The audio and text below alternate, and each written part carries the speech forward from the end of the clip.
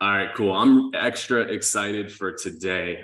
One of the things we do in this, obviously, we just finished our mastermind. We cover a ton of different topics, but a lot of times we only have enough time to go very surface level with things. We can't go deep below the surface. Today, we get to go very deep with arguably one of the smartest minds in all of real estate. A couple weeks ago, we had a little conversation talking about how the hell are you guys dealing with these crazy interest rates? And what are some creative solutions? There's only one name that people think of when it comes to that. It's Mr. Pace Morby, who's joining us today. Pace, I want to set the tone for today too, and just make sure this group is going to be 90% real estate agents and maybe 10% of them are doing investments. So just as we kind of dive in and you take the stage here and start talking about sub two and creative and assumables and all that, just keep in mind that this group is it's very heavily oriented towards real estate agents and lightly towards real estate investments. So Pace Morby, the floor is yours, man. Amazing. Thank you guys so much for letting me be here. I appreciate it. I was driving on my way to my office. I have a quarter. I come into my office maybe once a quarter. We have about 600 employees and I just have a really great team, amazing ownership partners and operators that run everything behind the scenes. So I rarely ever come to the office. And this morning I was like, oh my gosh, I'm going to be late for the meeting. It's a quarterly meeting. I'm going to be late. How stupid does that look? And then I get on the freeway and I realize nobody is on the freeway today. And I'm like, oh, it must be a holiday for everybody else except for entrepreneurs. So I take pride in that. Actually, I love the fact that literally 99% of the traffic is gone on holidays like today. And that also correlates to the amount of people that ultimately find very, very high level success. There's a reason that there's a 1% in the population, guys. There's a reason. It's not because people were fed with a silver spoon. It's not because people inherited their money. It's because people are willing to work on days like today. They're willing to show up on days like today. Kyle running a Zoom on a day like today where everybody else in the world is off, but you guys are coming in here and developing yourself. And I remember this thing that my partner told me about 2 years ago. He told one of our team members, he said, your personal income will never outpace your personal development. Your personal income will never outpace your personal development. And, you get a lot of people, team members, employees, maybe when you guys bring agents onto your teams, et cetera, that they think they should make a better split. They should make more money. They should have more spiffs because they've been with you for a certain amount of time. And that is not the case. What you bring to the table, what you learn, how you develop yourself is what brings you more additional income. And I know that sounds common sense, but sadly, out there in the world, it's not common practice. And so I'm grateful to be here today. I'm grateful to be in the 1% like you guys are. I'm grateful to hang out with people that are in the 1%. If all I could do for the rest of my life is hang out with like-minded 1%ers, people that are trending towards that world or already are in that world, my life would be so much better. So thank you guys. I look forward to chatting with you guys for the next hour. Who cares about who I am, but I'll give you a little bit of background. I was a contractor for 10 years, worked with agents a lot. I, for a very, very long time, felt like agents knew more than I did about real estate. And guess what? At the time they did. And I felt like, man, I need to get my license to become wealthy. I think probably even a good portion of you guys came in here to be agents to say, I want to invest, I want to build my portfolio. And I guess the way to do that is to become an agent because that's what we're all trained and taught and educated on. I was a contractor for so long. And I had a lot of big clients. Open Door, OfferPad, Zillow were my main 3 clients. And I made a lot of money, really, really good money, 250 employees. And it wasn't until I had one of my clients, she was a smaller client. She was doing maybe 3 houses a year as a fix and flipper. She came to me and she basically verbally punched me right in my brain, punched me in my stomach. And she said that, you don't own your own business because you work for me. You are just a high-level employee. You have a high-level job is what you have. And the conversation basically was after I'd done 3 renovations for her as a contractor, she came to me and she said, you're on time. You're relatively on budget. This doesn't happen with contractors. Why aren't you in real estate? And I started giving her some explanation. Basically, it was just a defense mechanism of like, well, I am in real estate. I flip all these houses. Look at all these houses I turn over for Open Door and Zillow and OfferPad. She's like, you're not in real estate. Those people are in real estate. And she says to me, you are a simple Google search away from being replaced. You are as replaceable as a mobile notary. I didn't even know what a mobile notary was at the time. She could tell, right? I didn't know. I literally had no idea. And then she said, okay, well, I can realize that you don't know what a mobile notary is, but she said, you're as replaceable as a real estate agent. And I was like, really? And she said, how fast could I find a different contractor besides you to take over your job? And I go, probably within a day or two. And she goes, so you're replaceable. I go, yeah. And she says, the only person that's not replaceable is the person who owns the property. And she really opened up my mind to the fact that I thought I owned my business. I thought I owned my future. I thought I owned all of these things. And then I realized I didn't. And she sat me on the back of my truck and she gave me about 2 hours of her time. And she told me, how do I go find opportunities to get myself into? And very, very long story short, I got my first deal within 3 weeks of having this conversation with her. It was a wholesale deal. And I assigned the deal to her. I made $25,000 on the assignment. She helped me out with the paperwork. She helped me out with comping. I didn't know how to comp at the time. She helped me out with everything, and she bought the property. She ended up teaching me so many valuable lessons. And the most important lesson that I learned in my first deal, and actually my first month, the most important lesson I've probably learned in my whole entire real estate career is that it is never about the house.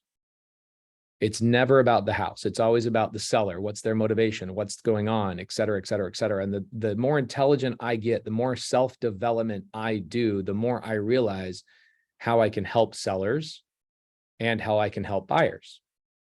And I'll give you guys a bunch of good examples today and hopefully open up your mind to some of this stuff as well. So I make 25 grand on my first deal. I make 50 grand my first month net in basically assigning my first couple of deals to her. And then I run into a title rep. Her name is Eileen Brown. She's now 76, I think. So she's just one of these badass escrow officers that still to this day, after 40 years of being in escrow, she's just a staple of the community, a pillar of the real estate community. She's amazing. She changed my life. And the way she changed my life is she saw me bringing in these escrows, right? She saw me bringing in these files as a wholesaler. And she said, wow, who are you? How is it that you got 3 contracts signed so quickly? I need to know you. And there you go. Alex says, we love Eileen, use her for everything. She was my number one mentor. Eileen was my number one mentor.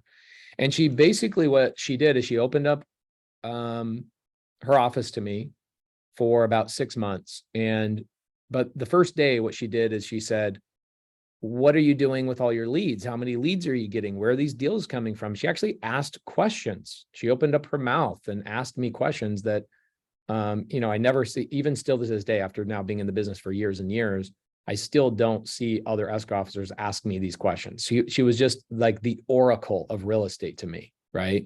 She was like that lady in the Matrix that like Neo would go and talk to, and she just had all the answers.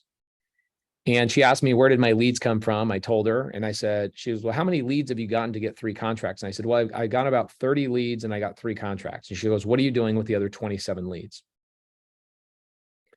And I said, well, they're not really leads. They're actually bad leads. And she's like, well, break that down for me. Why are they bad leads? And I said, well, some of the people are just calling to tell me to take them off the list. She goes, okay, is that a bad lead, or is you're just really bad at asking questions? And I go, what are you talking about?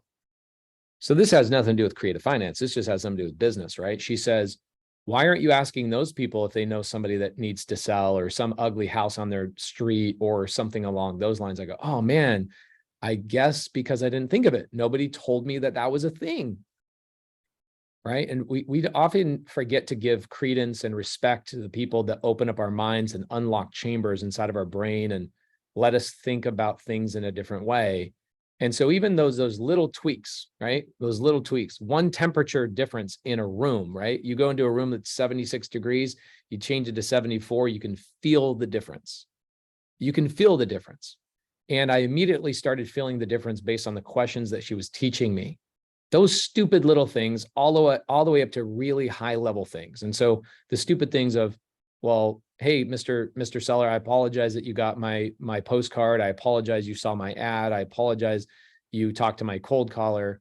But maybe there's an ugly house in your neighborhood that you don't like to see every time you drive by it. Is there something is there somebody that maybe could use my help that I can maybe make your neighborhood better?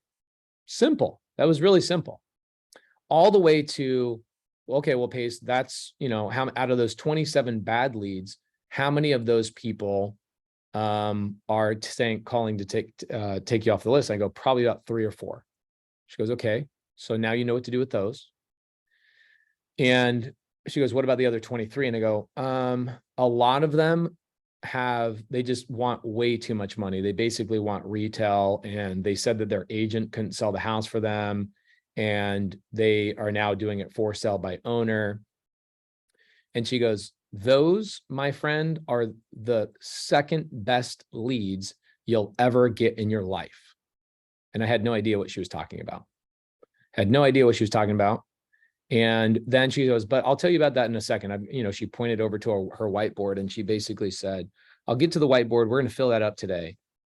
But I'm going to tell you that those leads that people want too much money, right? The sellers who want too much money, those are the second best leads you'll ever get in your life. And she's smart, right? She's 70 something 71, I think, at this age in the game. She knew how to manipulate me to ask the right questions back to her. So I would say, what's the obvious question I would ask, guys?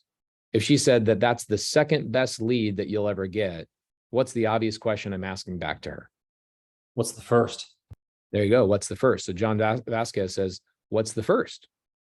Now, I know a lot of you guys are very well trained, but I think when we're in appointments with sellers or appointments with anybody we're doing business with, we oftentimes forget to ask leading questions or drop subtle hints, right? All we're trying to do is get the listing, or all we're trying to do is close the deal, and we forget how to nuance and direct somebody to where we want them to go.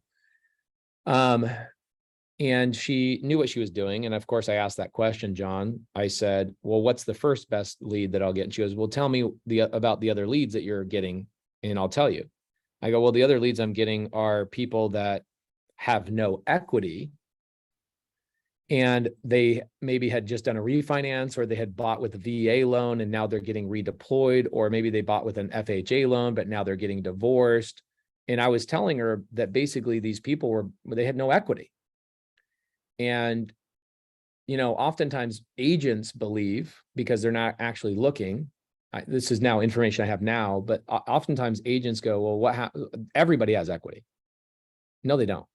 There's a tremendous portion of our market that does not have equity.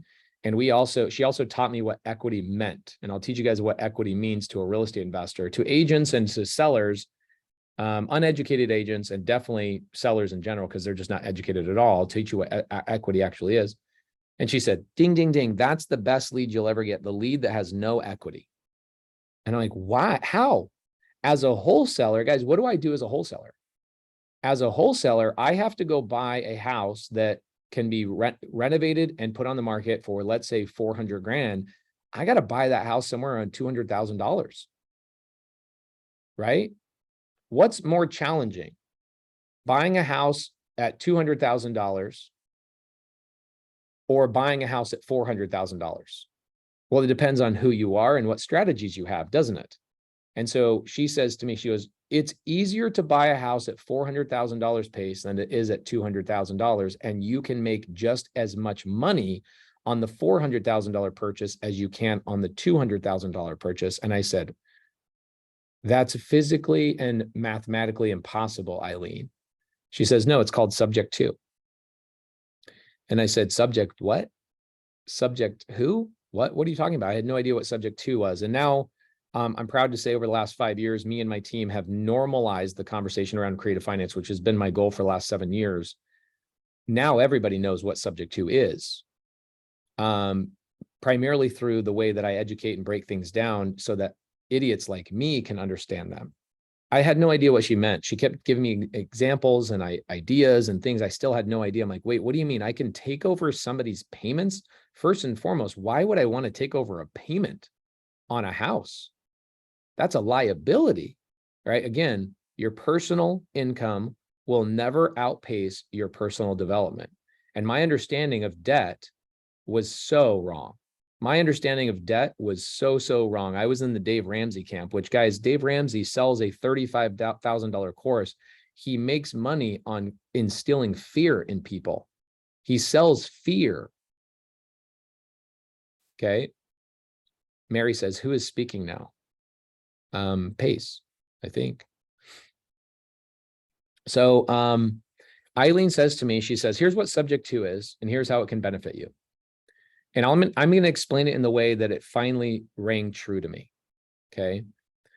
Subject to me was taking over an existing debt without the use of the bank, without the use of credit, without the use of showing my credentials. And since then, I've done over 3,000 of these subject to transactions. I've never had my credit pulled. I've never had somebody ask for bank statements. I've never had somebody ask for what's my job? What do I do for a living? What's my job history? I've not had that happen one time in 3 years. Not one, or I'm sorry, not 3 years, 3,000 transactions. And it took Eileen to kind of break it down in a very simple story. And the story she told me was this. She said, Pace, imagine you have an iPhone, right? Who in here has an iPhone, by the way? Who in here has an iPhone? Give me a yes, me, whatever. Okay, there you go, boom. You got an iPhone. So how many people in here have their iPhone paid off free and clear? And how many people in here have a payment plan on their iPhone? Give me type in payment plan or free and clear. Type in one of those two. Okay, payment plan. There you go. Carolina. A lot of people have payment plans, right? Cool. So this is how I finally understood the difference between subject to and seller finance. So she said, subject to is the best lead you'll ever get in your life. Somebody with a lack of equity or somebody who already has existing payments on whatever that thing is. That is the best lead you'll get. The second best lead you'll get is somebody who wants too much money and is willing to sell on seller finance. And I'm like, okay, well, first off, I don't know what these terms mean. Secondly, I don't know, once I get somebody under contract in this subject to thing that you're going to teach me about in a second, what do I do with that? How do I monetize on that? If I'm paying full retail this whole time as a wholesaler, I'm being taught that I have to buy at 50 cents on the dollar, right? To allow for renovations and my assignment fee and agents commissions and all of these things. I'm being taught I got to pay 50 cents on the dollar. You're now telling me I can pay 100% of retail and just take over somebody else's debt. Like, how do I make money there? Where's the money? Where's the meat on the bone? And that's what I'm going to tell you guys a little bit more today. Okay. Chemo says, but so many realtors think it's illegal. No, here, I'm going to tell you guys something that might hurt some of you guys as real estate agents' feelings. And I'm not a realtor, so I'm not here to protect realtors' feelings. I'm just here to tell you the truth based on my experiences. When I run into real estate agents or brokers that say something is illegal, what I find 100% of the time, it is the lack of self-development and the lack of self-education, and also the lack of wanting to admit that a licensed professional does not know something. Nothing hurts a real estate agent more than when somebody without a license knows more than they do. Because heaven forbid somebody who took a 2-week license or 2-week class is out educated or experienced. There you go, ego. So when you find somebody, okay, that says something is illegal in creative finance, I want you to have them point to me where it shows it's illegal, because I will show them.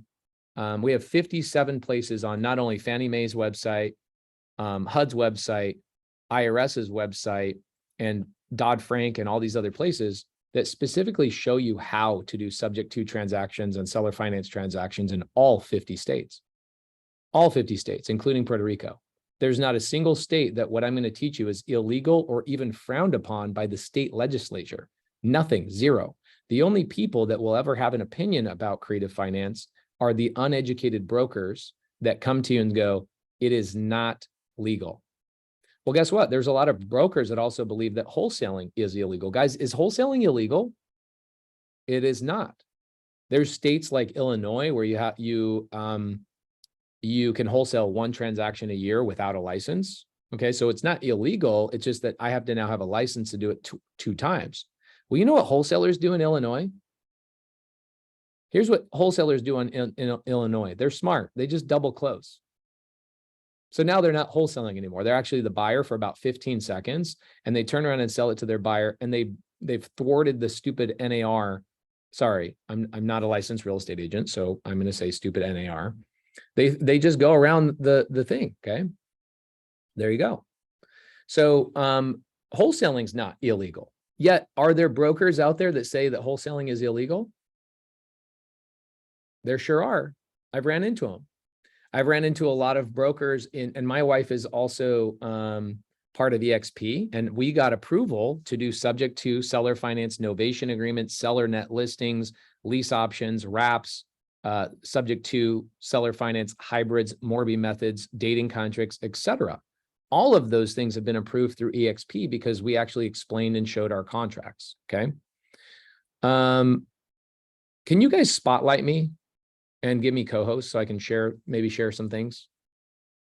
Because I think what's currently highlighted, maybe I'm wrong, is I think you guys have it. Let's see here.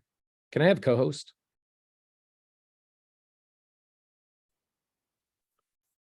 So what I did is I went out. Actually, let me stay super basic. I'll stay super basic and we'll just focus on Eileen Brown for a little bit. So Eileen Brown breaks down to me the iPhone analogy. She says, okay, so let's say you want to go out and buy an iPhone, but you don't have any money and you want to buy an iPhone and you don't have any. I go, okay, I just get a payment plan. She's like, let's say you have bad credit, you have no money, and you need an iPhone by the end of the day. I go, okay, now I'm listening.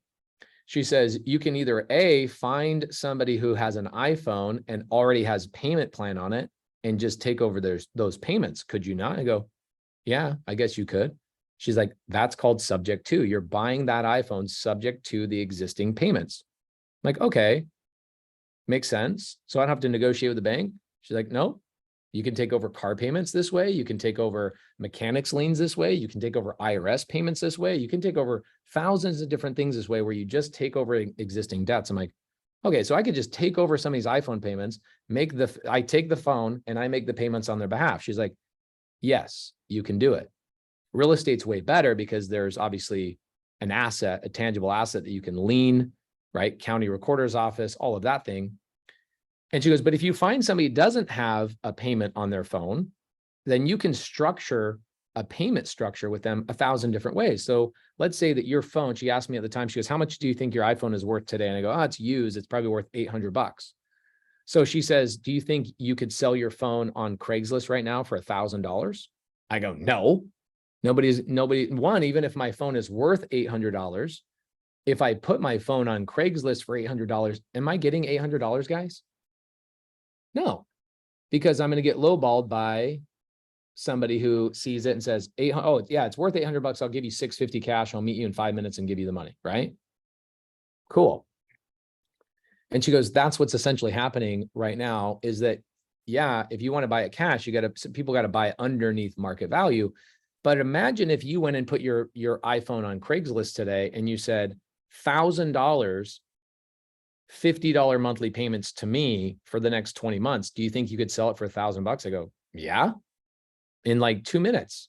She goes, that's seller finance. And I'm like, oh my gosh, wow. So you're telling me if I find a homeowner that has a house that has no equity, VA loan, FHA loan, especially right now, right? This is pre-COVID. This is way, way, way before COVID. But let's say that somebody bought their house today in 2022. Can we all agree that the market has softened a little bit over the last 18 months? Let's not lie to ourselves. A lot of agents are like, the market's hot. It is hot in certain areas. There's a lot of building going on. There's a lot of stuff, but we all just need to agree and be honest with ourselves that about 30% of the escrow officers and title companies have already laid off massive amounts of people. Loan officers and processors and underwriters, tens of thousands of people have been laid off. The industry is taking a little bit of a hit. So what happened to people in 2022 that bought with a VA loan, FHA loan, or some other type of loan with no money down?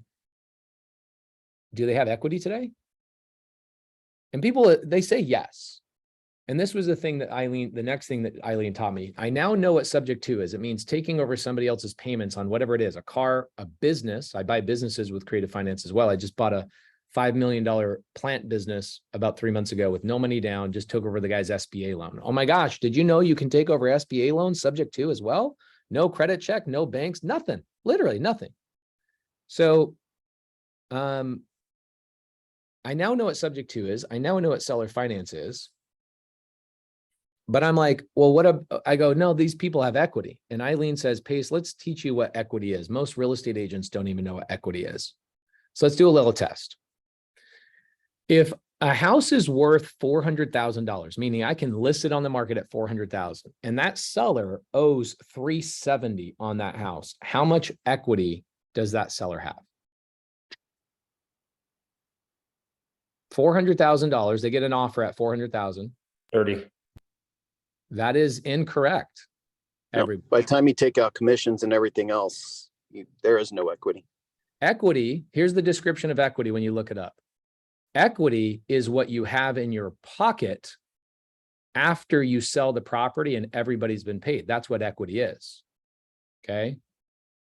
When people use the word equity, what you do is you're telling your seller, and you're telling your seller, and you guys have been in the situation where you go and talk to a seller that wants you to list the property. And the seller's like, oh, I owe $350 and we're going to sell it for $400 and I'll pay your 3% commission and, you know, I'll pay my $12,000 and the rest of it's mine. Is that true? No, it's not even remotely true. In fact, the person that sells the house for $400 and they owe $370, they actually are underwater on an average of $10,000, because what's the cost to sell a house in America? Look it up, Google it. It's 10,000, it's 10%. The average cost to sell a house in America is 10%. So if I have a $400,000 sales price and the seller owes $370, does that seller have any equity? No, they actually have negative $10,000, and you're going to be asking that seller to sell that property and cut a check to get rid of it. So cool. I then learned what equity is. And she said, so many times you'll talk to sellers and so many times you'll talk to agents where the agents will say, well, what about my seller's equity? And you'll have to remind them, well, if they sell on the market today, how much equity do they actually have? And they say, they stop and think for the first time, maybe after 3 or 4 or even a 5-month listing, and they go, 1, I never asked my seller how much I owed, which shame, shame, shame. You should be doing that, obviously. And 2, they never stopped and thought about it and equated how much money that seller is going to walk away with. That's just not something that agents typically do. I wish they all did, but they all don't, right? So she starts teaching me what equity is. And then she tells me this. This is my first time having a meeting with her. It was a 2-hour meeting with her. And she says, go back to your 27 leads. And I want you to call all of those leads, the people that had wanted too much money and the people that had no equity. And I want you to call them and say, you have a solution for them. And I go, okay, so I'm going to buy the people who want too much money. I'm going to buy their house on seller finance. And the people who have no equity, I'm going to buy that subject too. Is that correct? She goes, yep. Here's an attorney. So she gives me an attorney. She says, this attorney will draft up a subject to and a seller finance contract for you. And I want you to go to them. And I want you to bring these contracts to me and I will help you find a buyer for them. And I'm like, who's going to buy a house? This is still what I couldn't get through my mind, because again, self-development. I did not understand this. I said, who's going to buy these houses at full retail? Everybody on the planet is telling me investors have to buy under retail. And she says, go get them under contract. If you have problems, have them call me. So I call my leads and I end up getting 2 deals done, 2 deals contracted out of those 27 leads, 2 additional contracts, both of them subject to. And then I got another deal that was seller finance. So I got 3. I almost doubled the amount of contracts I did in my first month of real estate investing because of subject to and seller finance. And I bring them to her and I go, all right, first contract, seller wants $2,500 to walk away from their house. I'm blown away. Seller it was a VA loan, put no money down, has no equity. Next one was FHA. And she goes, no problem. I'll help you find buyers for those. One had an interest rate of, basically they're averaging around 4%. Seller finance, the seller had just wanted too much money, which I run into all the time. I'm sure you agents run into this all the time. Sellers are just up in the night about their numbers and they just have no freaking clue. So here's what happens. She ends up not being able to help me sell the seller finance deal because I locked it up with a 30% down payment and an 8% interest rate with a 3-year balloon. I had no idea what a balloon was.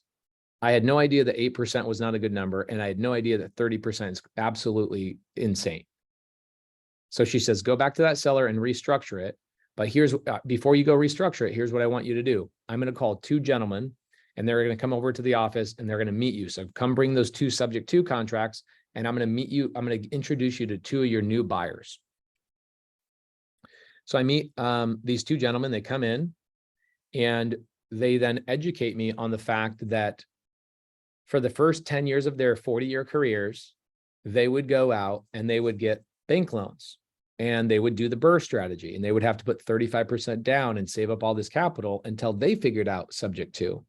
And now they go, Pace, we get to skip the banks. We get to skip credit checks. We get to skip all the high interest rates of all this stuff. We get to skip the debt to income ratio issues. We get to skip all that stuff. Why do I care if I'm paying full retail if there's a 4% interest rate involved and I pay you 10 grand as a finder's fee or assignment fee? I pay your seller $2,500 to walk away plus some closing costs.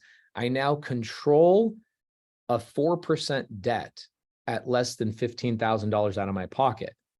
And I'm like, why do you want to control debt? Again, Dave Ramsey, get rid of debt, get rid of debt.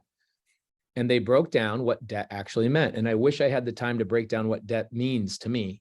But my main goal every single day is to control more debt. Okay. So I look at real estate agents now and I tell agents, I say, anytime you have a seller has no equity or a seller that wants too much money, investors are your buyer. I'm your buyer every single time. I will buy it seller finance. I will pay your commissions out of my pocket. Your seller doesn't have to pay the commissions. And the agents go, but why would you do that? I'm 5.5 months into a listing. Nobody's been willing to pay this much money. And I go, because I want to control that debt. I don't want to go to the bank. I don't want to go through all the hoopla. I don't want to go through all the 17 hoops, credit checks, the this, the that, whatever else. I just want to control debt. The reason I want to control debt is meant to be sustained. I don't know if that's a question. Rigo, can you unmute yourself and tell me what you mean by that? I think you can unmute. Sorry. Yeah. I was asking the question is the way you explained it, the way I understood it was it's meant to be sustained as a question. That's my question. I don't know. I actually don't understand the question. So if the best way to, this is gonna be weird, but I like weird questions. All right, cool. So in wars are not meant to be won. They're meant to be sustained to continue the military index complex and funding money. And that's what I mean by that. So if you control debt and you sustain it, you're able to control the environment of where the debt's being created in. Yeah. So the sustain part is this. So think about this. Every time I run into another human being, like let's say I go to Disneyland, I go to Walmart, go to Target, and I see large groups of people. The first thing that comes in my mind is the number or the percentage of 37%. I see these people. It's like the 37% logos on there. It's just like typed on their head, 37%, 37%. I see all these people. I go to Disneyland, I see 1 million people with 37% on their forehead. And what does that 37% represent? That 37% represents how much money the average human being takes out of their paycheck to pay down their landlord's debt. 37%. So think about this. I currently have about 2,000 doors in my portfolio. I control $450 million in debt. Am I the largest? No. But I can tell you I'm the largest investor in the world that has accumulated all of my rentals through no banks, no credit checks, no credentials. Nobody's ever looked at my job history. Nobody's looked at my bank records. Nobody has asked for tax returns. Literally for 2,000 rentals, I've not done any of those things because of these strategies. But what is more impressive than that is the fact that 2,000 people wake up every morning and they believe that they go work for Walmart. They believe they work for Target. They believe they work for Hewlett Packard or the city or whoever. But the reality is from 8 o'clock in the morning when they land at their job until about 11:30 in the morning, every single day, they work for me. They take their paycheck, 37% of their day, 37% of their paycheck goes towards paying down my debt. Now, there's more than one way to make money. Like a lot of people believe that I want debt because I cash flow, right? And I do, right? So think about, I'll give you a good example. What you guys want to hear? This is a really good example, okay? So there's a property I just bought. Expired listing. I love when agents don't know this information. But guess what? I also love when agents know this information. So this is a really good example. So here's kind of the tail end of the Eileen thing, and I'll jump into 4101 West Flower, which is a house I just bought a couple months ago. So Eileen and we do a lot of business together. I sent a lot of people over to her. I wrote about her in my book. That's now a Wall Street Journal bestseller, and just really gave her a lot of appreciation and gratitude for how she changed my life and subsequently thousands and thousands of other people's lives. And I teach about this on my YouTube channel. We get about 5.5 million views a month. And this all came from a whiteboard session that Eileen Brown gave me that was like, you can just take over iPhone payments. So why couldn't you take over a snowmobile payment or take over a car payment or a house payment? And I'm like, that sounds illegal. Okay. And then she shows me all this stuff. Let me pull this up for you guys. This will be good. Okay. So she starts showing me these types of things. Okay. So here are in the IRS publication, here's some links that relevant document to sub 2 transactions on a HUD settlement statement has a line item for existing loans taken subject to.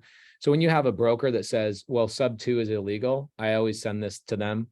Then it says this link is to instructions on how to fill out the HUD 1. This is Code of Federal, this is CFR document, page 396, second paragraph.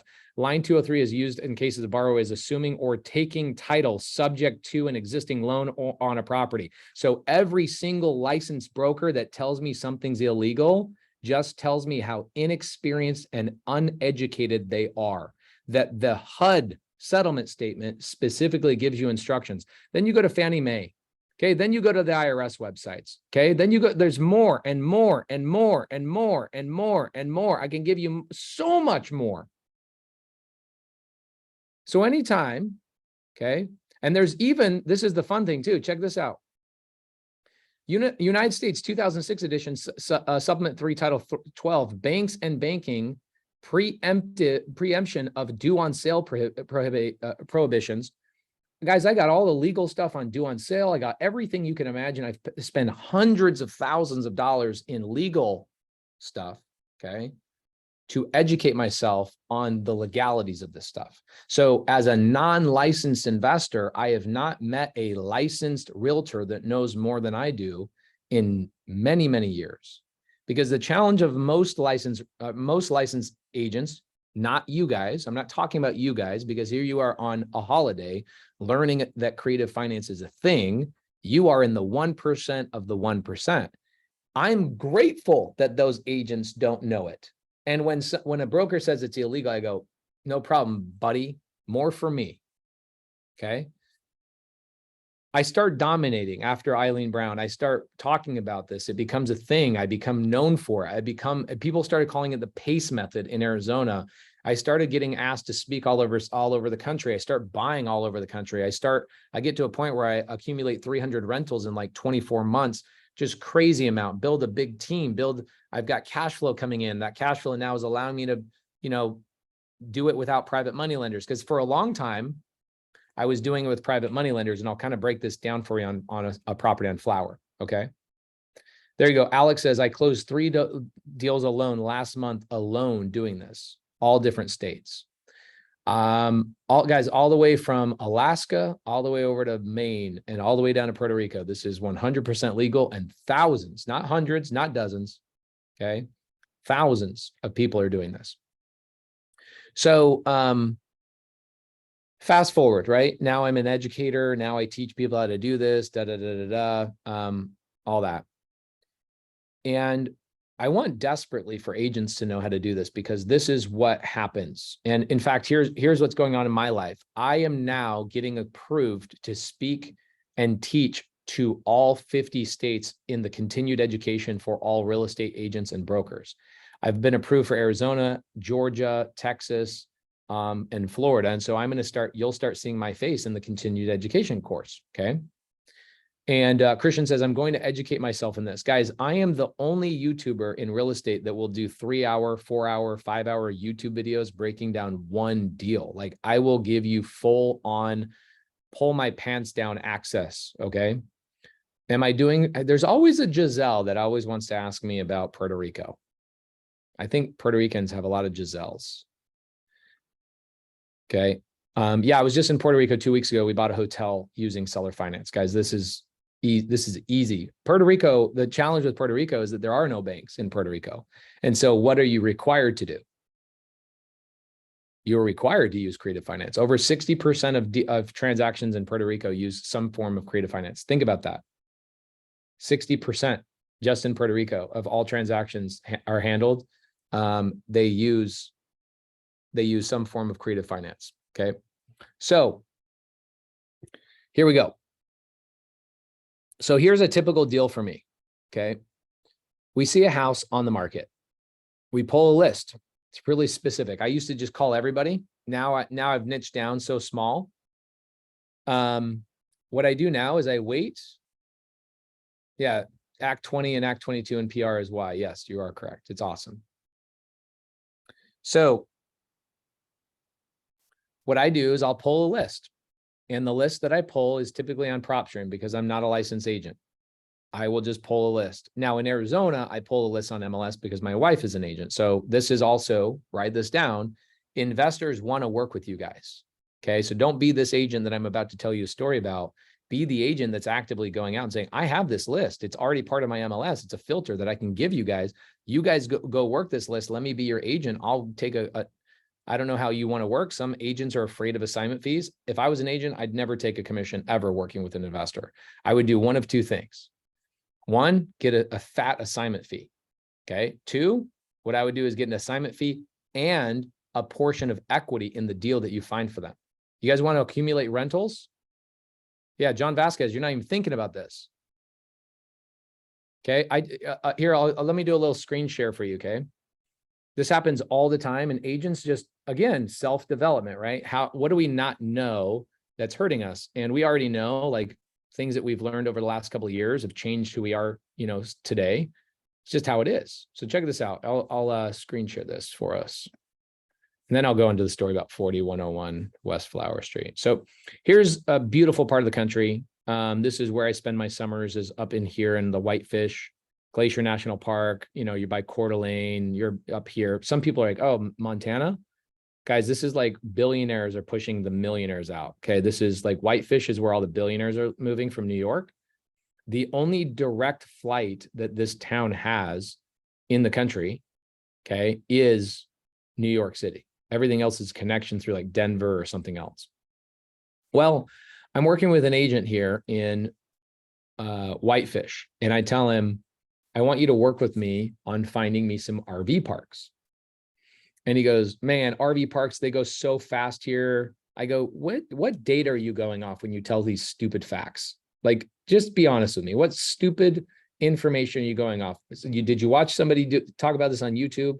Did you watch somebody's thing talking about, like, what actual information are you going off of? And he goes, I guess I heard it in my brokerage. People were talking about how fast things are selling. I go, let's do a filter. I want you to go on the MLS, and I want you to find an RV park for me that's been on the market for 5 months or longer. And guess what he finds? He finds a lot of RV parks on the market for over 5 months. Okay. Now, when you guys look at this cool this map, the airport of Kalispell is right here in the center. Okay, you've got this massive Flathead Lake, this massive growth. The average home selling in this valley is about $600,000. You've got Whitefish right here, which is a massive resort. It's a big ski community. As you can see, here's the skiing stuff. It's a huge resort. People fly all over the country to go here. And then you've got, in my opinion, the most beautiful national park we have in the country right here, Glacier National Park. And the way you get there is you land at the airport, you go up this road and you make a decision. You're going to go left or you're going to go right. Okay. And you very oftentimes you just spend the whole week right here on this corridor on the 40 and on the 2. Well, guess what? Anthony, real estate agent, finds this RV park right here, Glacier Parks RV Park and Campground. And he finds the same owner selling this RV park right here, Mountain View RV Park, same owner. Look at that corridor. Would you say that that's a pretty phenomenal location for traffic and vacationers? So this is what I tell to Anthony. I go, Anthony, here's what I want you to do. I want you to call the seller and I want you to tell the seller that I want to buy that on seller finance. And he says, well, what does he say? Same thing everybody else says. Why would the seller sell to you on seller finance? And I look at that and I go, why, if you knew why a seller sells on seller finance, you would actually start questioning yourself and say, why would a seller not sell to you on seller finance? The benefits of selling on seller finance are way more powerful than selling on cash, way more powerful. And Anthony says, well, what do you mean? I go, well, you see how this guy's, he listed the property for $7 million 5.5 months ago. Listed the property 5.5 months ago. What does that mean to the other agent? If the other agent who hasn't sold this property in 5.5 months, what's that agent now thinking? That agent is like, oh crap, I'm going to lose my listing in 2 weeks because I have failed to sell the house.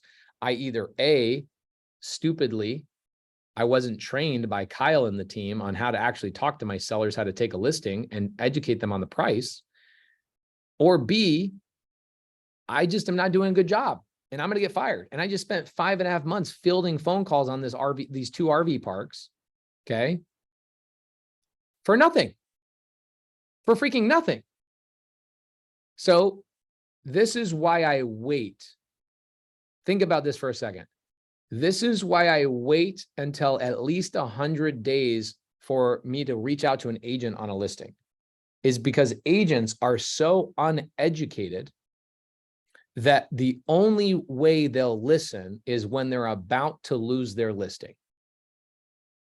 They will tell me no, no, no, no, no, until they're about to lose their listing. And then they'll say, I guess I'm open to it. Or the agent that's listing these properties will very frequently say, my seller is not interested in seller finance or creative finance.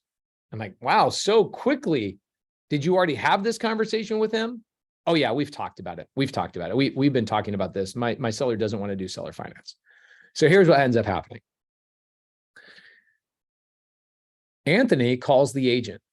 The agent, even though 5.5 months has passed, the agent says, no, my seller's out to lunch. He's crazy. He wants too much money and there's nothing I can do or say to get him down.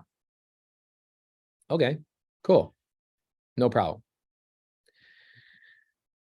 There you go. Deanna, she's got it right. If they talked about it, it would be offered on the MLS. Do you know how many agents actually don't know you can actually list a property on the MLS with seller carryback or seller finance as an option? Like literally 90+% have no idea that you could go on your MLS right now and you could find hundreds of properties listed with seller finance as an option. A lot of agents have no idea this is a thing. How is it a non-licensed guy knows this? Well, because I'm self-developing myself. I'm spending the time. I'm spending the money. Okay. Peter says, my seller wants 10% on seller finance and won't budge on price. Old friend from high school. 10% down payment. Let's think about this. That's actually not a bad deal, Peter. Because think about it. If I'm a real estate investor, guess what I have to go pay to a bank as a down payment? 35% right now in the current market. Nobody's getting 25% loans as investors right now. And if they tell you that they are, they're lying. Oh, 10% interest. Okay, well then he should sell it on a wrap. Okay. And we could talk about wraps another day. He could sell that on a wrap all day long, not a problem. Okay. We sell properties at 11, 12% interest all the time on wraps, very, very often. Okay. And we could talk about that another day. Let's just get through a couple of stories. Okay. So I tell Anthony, hey, I want you to pull a list, long days on market. Why? Because agents are stupid and they'll argue with you. They'll say that their sellers, this, that, and the other. So I want it to be right before they lose their listing. Well, this agent says, no, I'm not going to list we're not going to talk to the seller about seller finance. He's already told me no. So guess what I do, guys? Right. Dorley, I've already established not you guys. So when I say stupid agents, am I talking to you guys? I already have learned this as well. Do you know who hates real estate agents more than real estate agents? Nobody. You guys hate real estate agents more than investors hate real estate agents. It's true. It's hard to deal with uneducated real estate agents too. Can we all agree with that? You guys are ever in a negotiation and you're just like, does this person not want to get freaking paid? Like, why are they making this so freaking hard? Okay, so imagine how investors feel, right? So we're not talking about you guys. I call you guys the unicorn real estate agents. You're the unicorn agents. You're the 1% of the 1%. So anytime I say stupid real estate agents, just know we're talking about everybody that you've had a hard time with in the past that doesn't want to self-develop. They just want to get listings, all that kind of stuff. Okay, so this agent on these RV parks, okay, says, sorry, that's not going to be a thing. So guess what I do, John Vasquez? I wait 2 weeks until the listing goes dead. And who do I then call? I just call the seller directly. Now, I could have called the seller directly beforehand, but why do I not call the seller directly? Is because two things. One, I respect the agent's relationship. And two, even if I strike a seller finance deal with the seller, doesn't the agent still require to get paid? So I wait. And I also wait until the agent doesn't have the ability to monetize. And I'm going to tell you what I do. Okay, this is something that most investors would never do, but I'll tell you something I do. So we called the seller directly. He lives in Bozeman, Montana. So he's about 3 hours away from the property. And I actually ask him questions. Why are you trying to sell the property? He goes, well, I want to retire. And I go, but why? Because if you are really good at operating an asset, these are questions agents don't ask. Remember, going back to Eileen, she said, you got to ask better questions. You got to lead people to where you want them to go. And I said, but why? Like if this was such a good RV park and you wanted to retire, it doesn't make sense that you would want to sell the property, because this property, if it was such a great business, would just be operating and spitting out cash. Therefore, you would have already been able to retire off of the property. Is that not a powerful question and a powerful statement? And even if I upset a seller, is that going to mean that my birthday is not going to come up in 2 more weeks? Am I going to lose my birthday if somebody gets mad at some question I ask? No. So the seller says, this is what the seller then says. I actually get to the actual answer. The seller says, I'm actually a really poor manager. I become friends with my employees. I have 4 people on staff. They take advantage of me. I can't handle it. Okay, now we're getting somewhere that the agents are horrible at getting to the truth. What's really going on? Where's the pain? How can I solve that pain? What can I bring to the table? And I said, I imagine that when you sell this property, getting as much money out of it as possible is really important to you, right? And he goes, yes. I go, okay, third-party story, write that down. Always tell a third-party story. Even if it's my third-party story that you're using for your situation, it's okay to use my third-party story or use a partner's third-party story, whatever. So the third-party story I told this guy is, I said, look, I'm just confused because every other seller I've bought a property from in the last couple of years has offered seller finance because they don't want to pay capital gains tax in one fell swoop. How are you planning on handling your capital gains tax on this deal? Now, agents have no clue how to mitigate capital gains. They know that capital gains are a thing, but because they have not done personal development and they have not educated themselves on what capital gains actually means and how you can mitigate it, then they don't even bring it up as a thing. Well, Mike, here's the thing. Mike says 1031 exchange. Mike, guess what you're not doing when you do a 1031 exchange? Retiring. You are not retiring in a 1031 exchange. You now are just rolling the problem. You're kicking the can down the road. You now are, you're not retiring. This guy says he wants to retire. Okay. So I just go, hey, I can show you how to mitigate the majority of your capital gains tax by spreading out the payments over a 10 or 15-year time frame. And whatever capital gains tax you end up paying, I can overshadow it by paying you 4% on the seller finance.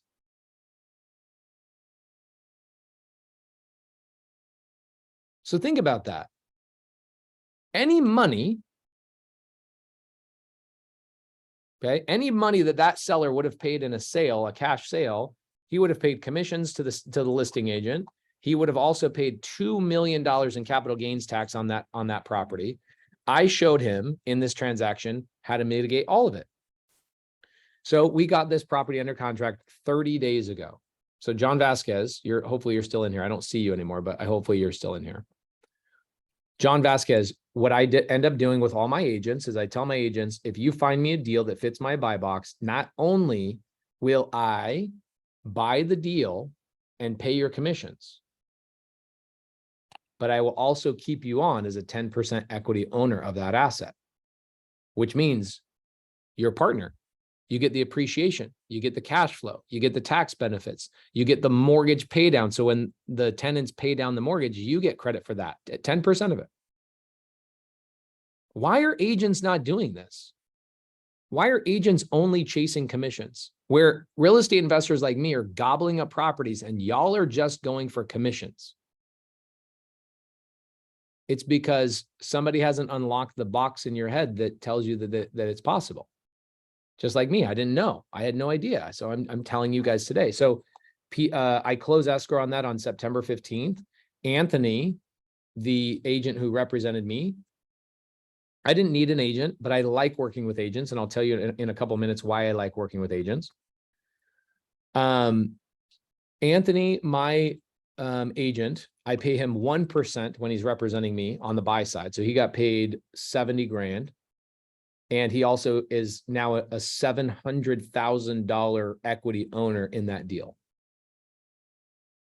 GT says, what are some ways to get around capital gains tax besides 1031? Sell it on seller finance. You're still going to have to pay the tax, but you've now spread it over 15, 20, 30 years.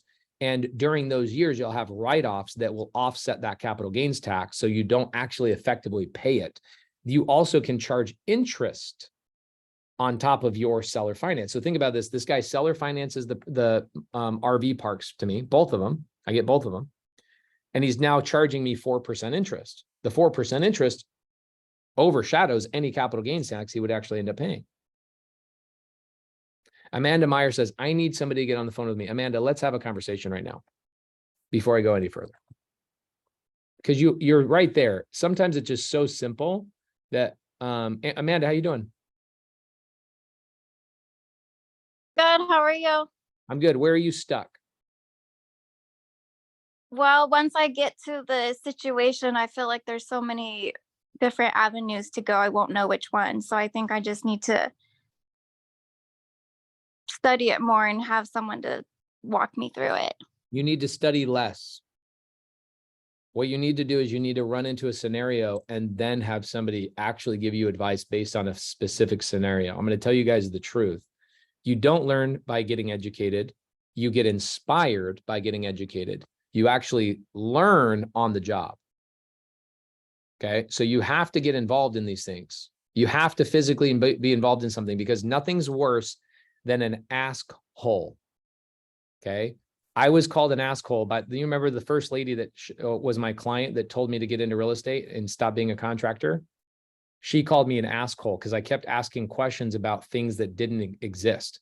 And she's like, you're asking questions about things that don't even exist. How is your brain going to connect what you just learned to anything if you don't have a real tangible situation? She's like, go create chaos.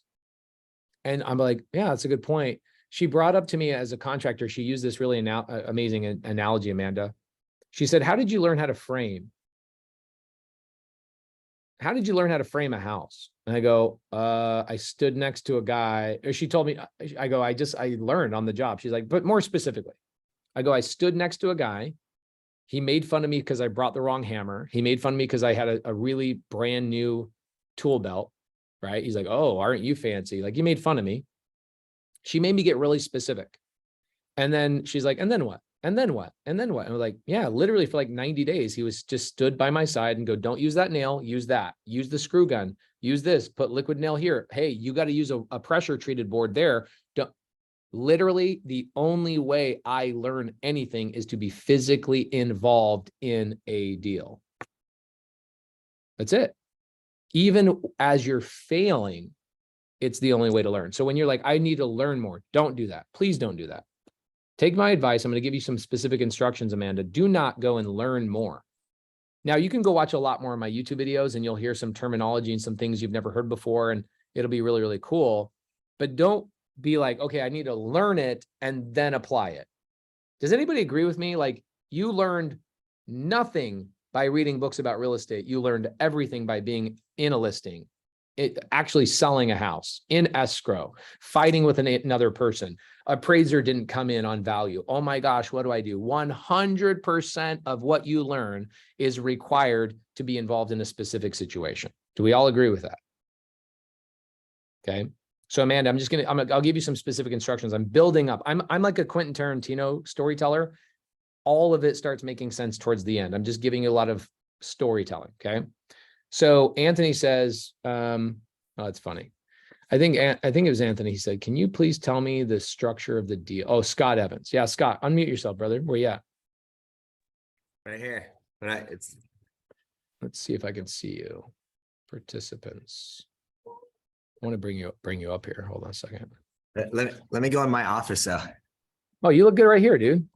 I got twins running around my house. Oh, you're good. Don't worry about it. You're good. All right. Everybody's got kids, bro. Don't worry about that at all. I got kids too, so it's all good. Okay, so Scott, you want to know specifically about that RV park? Yes. Okay, tell me, what do you want to know? Because by the way, guys, there's 4 parts to structuring terms in any deal. What are they? Purchase price, down payment, interest rate, and length of term. Those are the only 4 things that matter. Purchase price, down payment, interest rate, and length of term. That's the 4 things that create terms. Okay. So Scott, what question? You want me to tell you those 4 for that specific deal? Yes. Okay. So that deal is it's a turnkey. Both of them are turnkey RV parks. Operating, they have managers in place, which is not always the case for some of the assets I buy. Sometimes I'm coming into an asset and actually hiring people and doing the thing, and that sucks. I don't love doing it, but we do it. He could feel the decline of the RV park. He could feel it slipping through his fingers, type of thing. And he listed it originally for 7 million. We ended up buying it for 6.4 million. I gave him 5% down for the total purchase price. So 6.3 million, 5%. So I gave, what is that? $345,000, something like that is my down payment to the seller. Now, a lot of you guys, remember, I'm a buyer, right? You would expect your buyers to have money, would you not, as an agent? Like, you want your buyers to actually have money? I do teach people a lot of times, don't buy properties with your own money.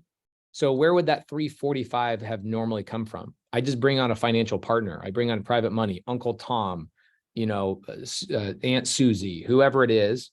Okay. And I've got a list of thousands of private money lenders now that I have a brand. Right? You guys were talking about social media at the very beginning. Having a brand is important, especially for building your private money lenders. But I'm at a point now where I do use my own cash, because my cash from last month's cash flow now allows me to buy the next set of properties. So 345 comes from my own pocket. I pay my real estate agent out of my own pocket, not the seller, because I'm asking the seller to give me phenomenal terms, 5% down. The seller has an SBA loan of $2 million that I took over subject to, and the remaining $3.9 million is seller finance. So there's essentially 2 notes. Okay. Note number 1 is a note that I took over subject to an SBA loan at par value, whatever it is what I got it at, like 4%. And then the seller finance, he gave me 4% interest on a 30-year AM with a 15-year balloon.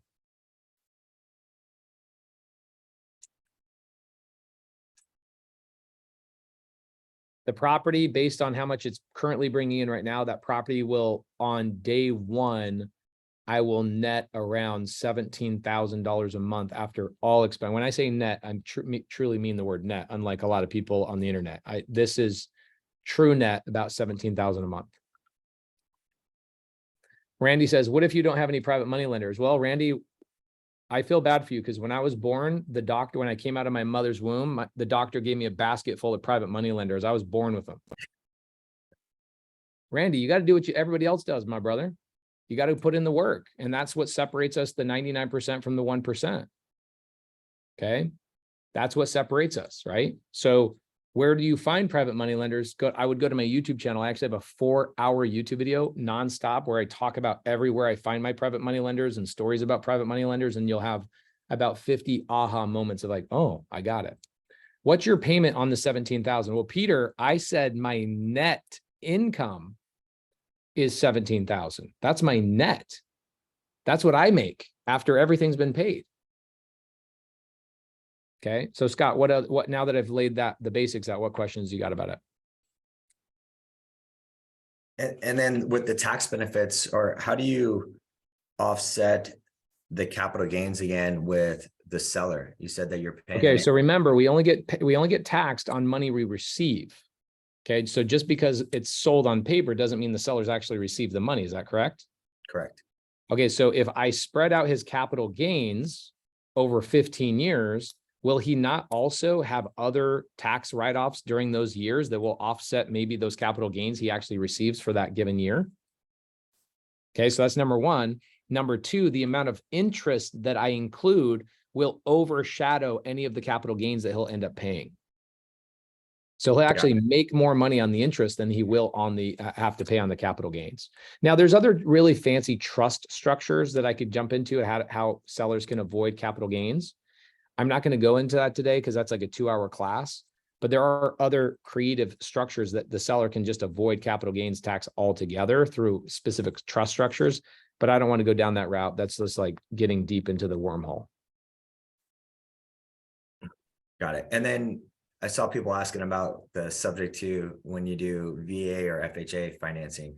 Okay, what about it? Well, just when you're assuming I don't assume. By the way, assume. I will never assume. If you use my credit, I will not do the deal. Don't ever, if you come to me with an assumption, I go, that's not a creative deal. That's just like me going to the bank. That's not very creative. I don't like assumptions. I will never do them. So yes, a VA loan, can I assume a VA loan? Yeah, but I can also take a VA loan over subject to. Okay, if you guys actually look in the VA documents, the loan documents, there's actually something called a mirror wrap, where the VA loan documents actually tell the owner of the property how to sell their property on creative finance. It's called a mirror wrap. It's in the VA documents. It's written in the documents. Eli says, what if a property needs renovation? So Eli, first and foremost, I'm talking to agents. What do you care if that property needs renovations? You just want buyers to buy properties and don't fix and flippers fix and flip properties. They fix and then they flip. Ooh, Raquel says, how do you take over an SBA loan as sub 2? Raquel, great question. Okay, Eli says, I'm speaking as a buyer. Okay. If the property needs renovations, then you have to put that into your calculation, don't you? You have to say, all right, this property needs, $40,000, and I'm going to borrow that from my private money lender, who's my uncle down the street. He's bringing me that $40,000. That $40,000 changes my numbers by X, Y, and Z. There you go. It's really simple. Does the mirror app present the VA seller from buying another VA property? No, it does not. I just did a whole training on this, on how to, a lot of lenders don't know this either. This is crazy. I was a loan officer for 2 years and nobody taught me this. DTI is like the funniest thing for all of this. Okay. Debt to income ratio. So people are like, well, how does the seller go get another loan if they sold to you on subject to? Well, I don't know. How does any investor go down to the bank and get 10 different loans to buy multiple rents? Scott, you're an LO? Yep. Okay. So don't you guys help wipe out their DTI based on money coming in on those assets? If it's note receivable after, well, if it's note receivable, we have to wait for 12 months of receiving it. It has to continue for 3 years. You do not. Okay, these are statutes written. Okay, these are really important things for you guys to learn. Okay, these I've paid so much money to learn this stuff. These are things that are most loan officers don't know this stuff. So if a seller sells to me on subject 2, most underwriters don't even know this. So you have to send them the statutes. Okay, is any of my students in here? Any of my sub 2 students in here? Anybody? Okay. Okay. Hey, Heather, good to see you. So Heather, we just had a Zoom the other day with Brian Maddox, who's my loan officer. He services 47 states, and he went through all the statutes for the sub 2 community. Morgan Winters, Chemo. I know Chemo, and I know Morgan. So guys, go into the sub 2 vault. We just posted this. It's a 2-hour training with Brian Maddox. And what I would do, guys, is all of you sub 2 community members of mine, go grab those statutes, learn them. Hey, Ray, good to see you, brother. Learn those statutes and bring them into this group and educate your group on the statutes that shows this. Okay. Yeah. Danielle says that session was fire. So my loan officer came in. He's the guy that does like 23 or 24 of these loans. He's like kind of specialized in seller just sold the property on subject 2. They now have a loan in their name still. They want to go buy another loan. How do you wipe out that loan off their DTI on day 1? How do you do that? There's statutes and legal ways to do it. Well, I'm not going to, I don't have time for that.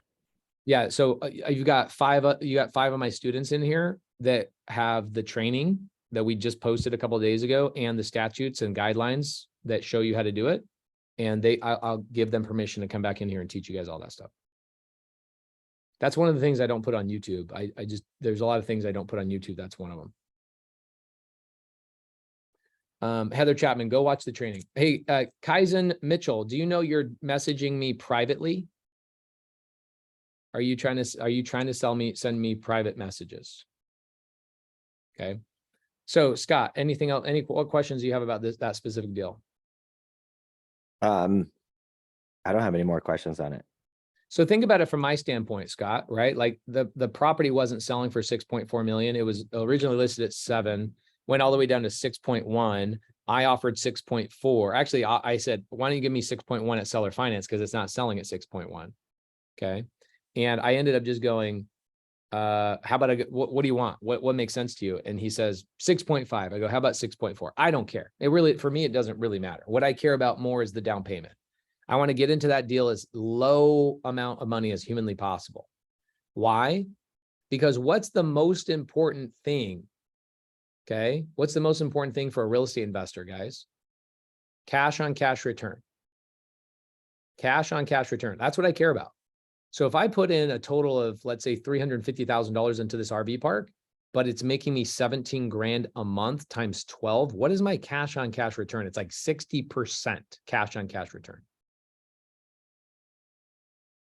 That's pretty good, right? Whereas other people, because they're going and putting 30% down payments down, they got a lot more cash in the deal.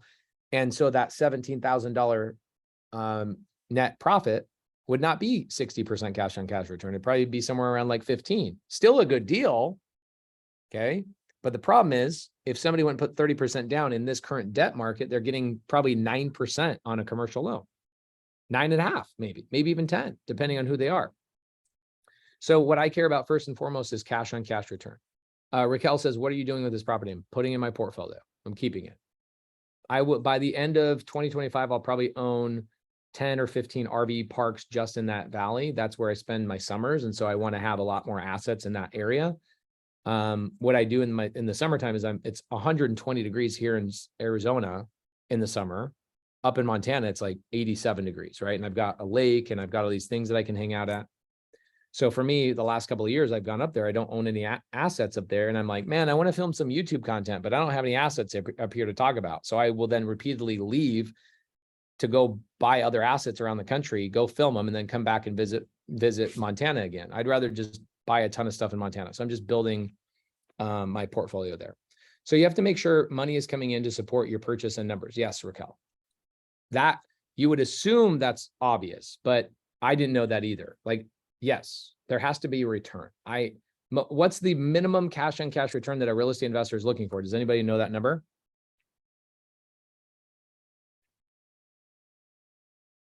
Okay, these are things real estate agents should know, because if I'm trying to wedge myself into buying 6%, guys, if my cash on cash return is 6%, but inflation 7%, am I actually making any money?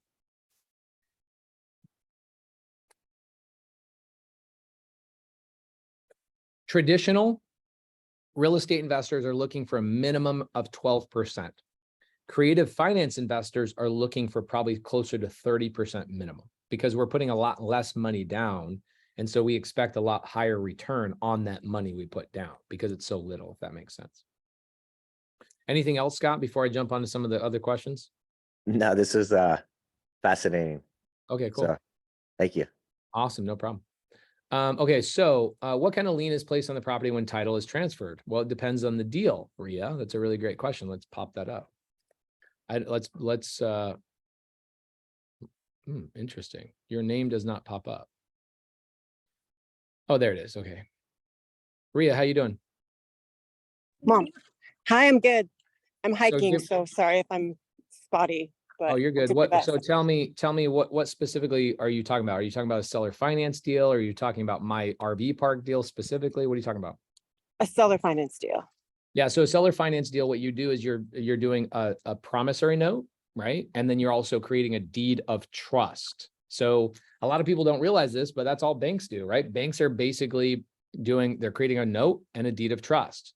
Oh, or depending on the state, sometimes the state is a mortgage state, but my state's a deed of trust state. So we create a promissory note lining out all the agreements. Then that promissory note gets stuck to a deed of trust. That deed of trust gets recorded at the county recorder's office in first lien position.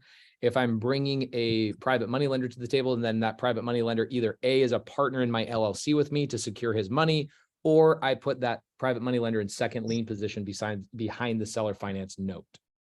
Okay, got it. All right, thank you. Great question. Pace, what is the process, and specifically, what is the benefit to seller? Does the seller stay on title? No, the seller does not stay on title. Just like when a bank gives you a loan, does the bank own the property or do you own the property? The bank does not own the property. The bank gave you a lien. So they have security, but they don't own the property. I have title, I have deed. By the way, ownership is not the title, okay? The myth is that the original becomes due. Can you address that? Yeah, Christian, usually it's like the older brokers. It's like they were taught the due on sale clause happens. So I've done about 3,000 sub-2 deals myself, and I have a student base of 11,500 students currently in the United States. We own a title company. That title company does escrow services for my students in 43 of those states. In my life, out of, I don't know, 15 or 20,000 sub-2 transactions, I've seen about 20 due on sale clause situations happen. So do they happen? Yes. But let's say 15,000 transactions, 20 due on sale.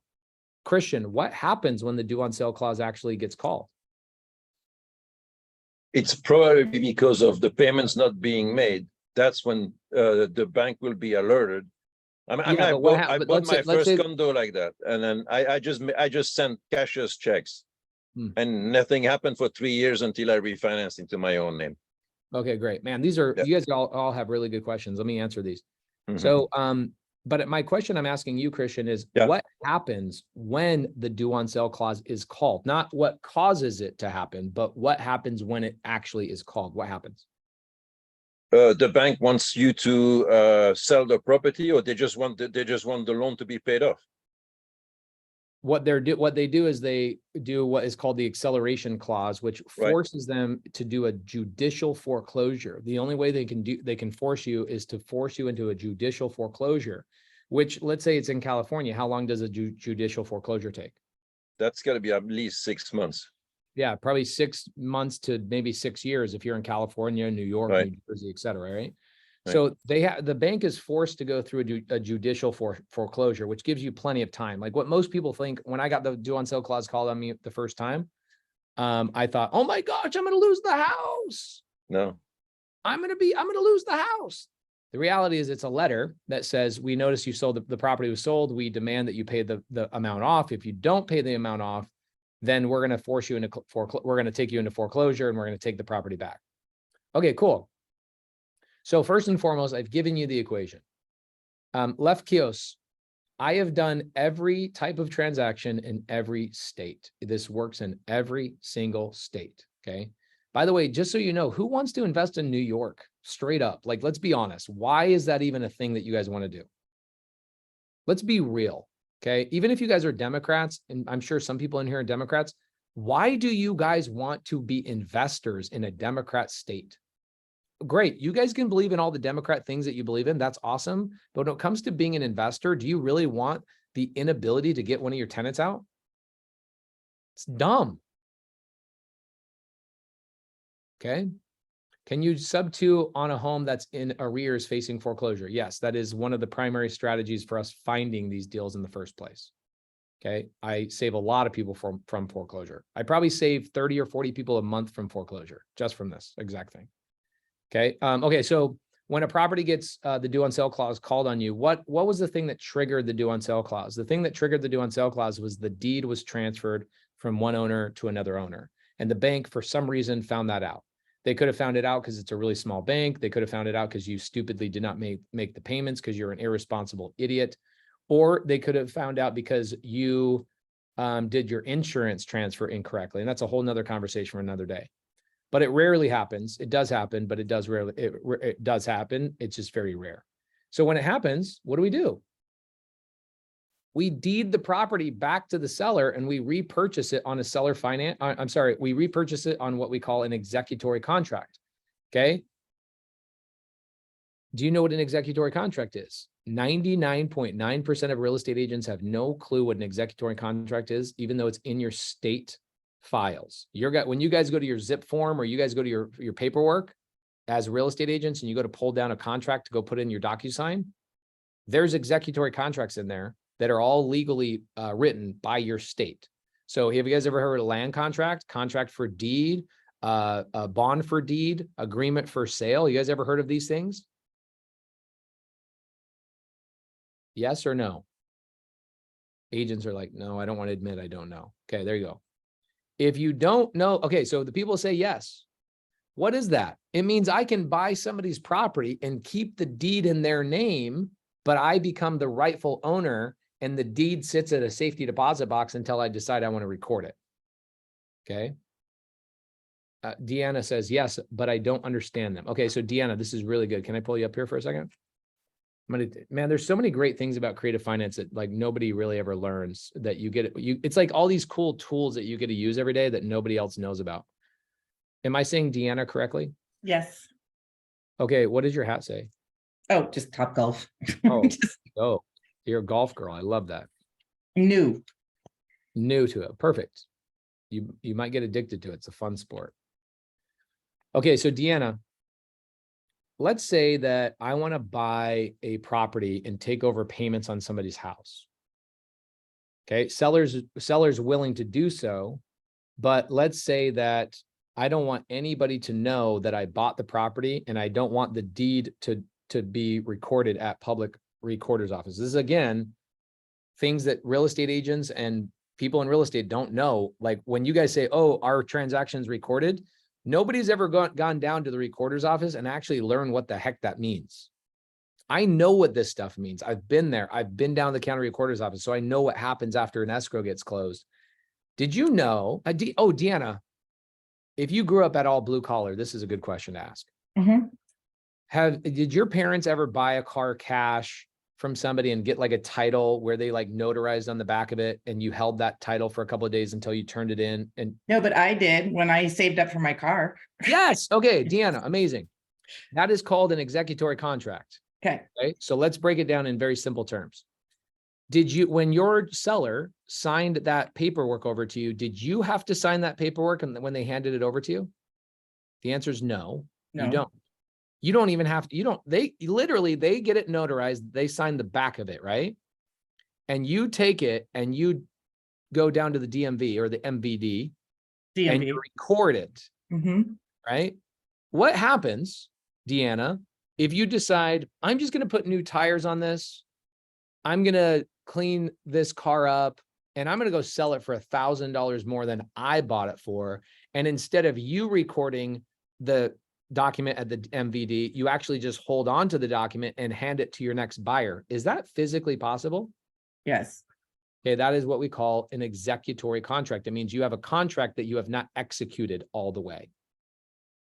Okay, so why would I do that? Well, first and foremost, closing escrow, even on a car, costs money. So why would I want to go and waste my time at the MVD, wait in line if I already have the intention of my exit strategy being I'm going to flip that car? Why not just hold on to that title and hand it to the next buyer?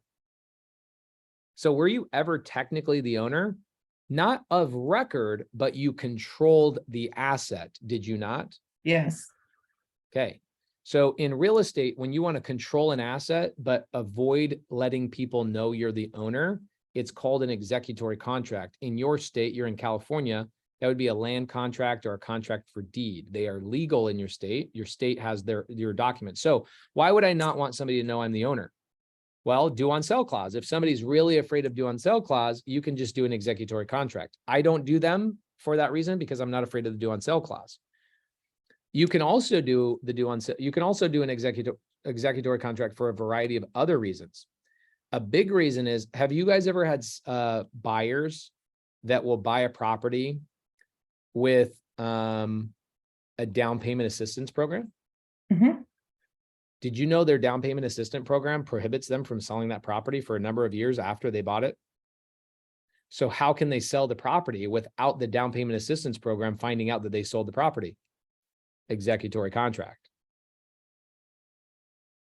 Right? Okay. So Deanna, think about this. Let's say your grandfather gives you a car, just gifts it to you. And he goes, I'm going to give this car to you, but you cannot sell it for 2 years. And you go, I don't want this car. It's ugly.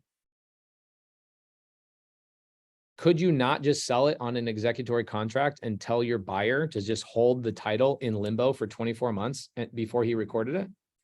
Yeah. Yeah, that's called an executory contract. It's perfectly legal in all 50 states. A lease option is also a form of an executory contract. The fun thing is, it sounds, when you're hearing this for the first time, it's like, wow, this is new information. It's a little overwhelming, which I can understand.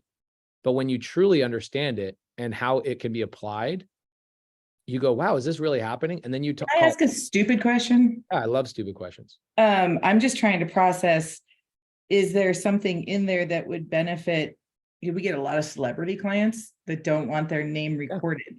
Yeah, all the time. They don't want their name recorded. So yeah, why couldn't you just do a land contract where they control the asset, but the title or the deed is held at a safety deposit box in a bank and not recorded at the county recorder's office? right. Right. I'm just trying to figure out how to leverage that. You don't own the property when the deed is recorded. You own the property when the seller deeds the property to you physically. So that deed lets the public know that you are now the owner, but couldn't you just put that deed in a public safety deposit box at a bank? Mm-hmm. Yeah. Yeah. But for me, a lot of times I will buy a property with an executory in Arizona, they're called agreements for sale. And I'll buy a property on an agreement for sale if there is a down payment assistance program that was used when they bought the property.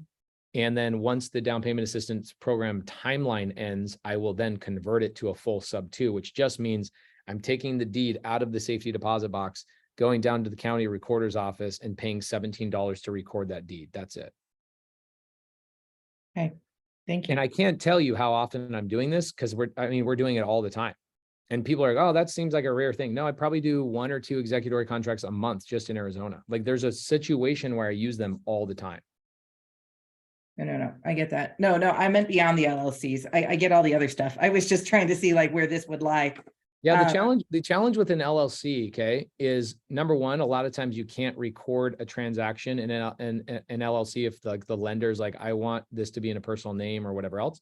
Mhm. The other thing is, in your stupid state of California, They're traceable. they're traceable. Yeah. Now, could you do a structure like I do? Like my corporate structure is I have Arizona LLC, which is also traceable. If you could pull up the account, here, I'll pull this up for you. Your state, you guys could do this in your state too, but let's go to county assessor. It's very interesting how very few people actually do this kind of stuff, but I do it all the time. It's really fun. So let's go to Sterling Avenue, Sterling in Mesa. Okay.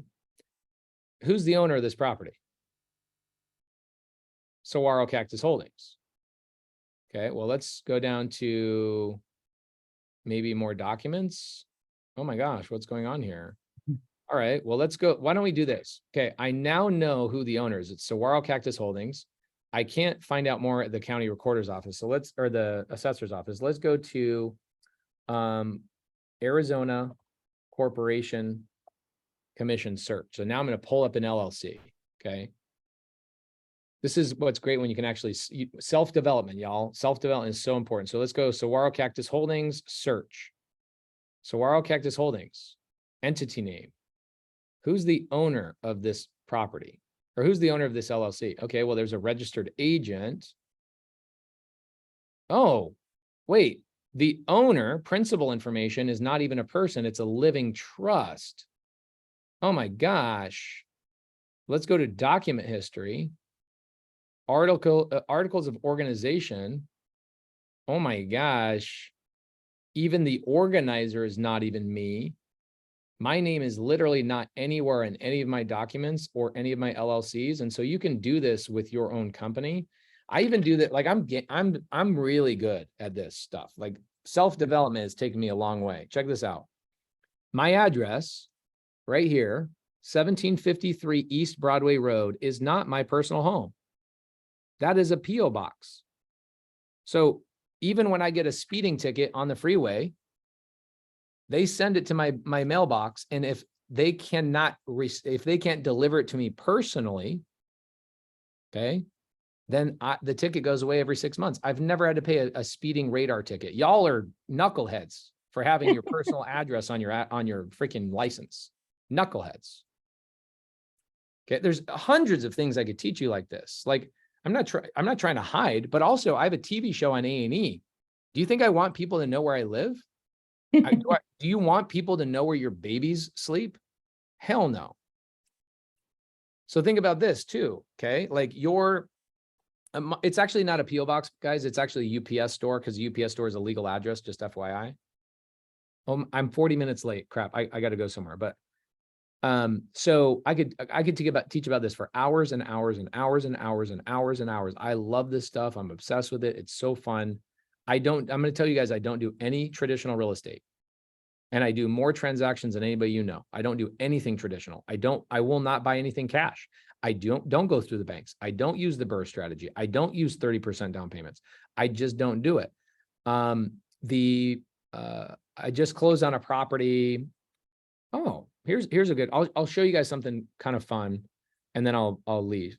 Deanna, by the way, here's what's cool about this. You are just getting into golf, right? Yes.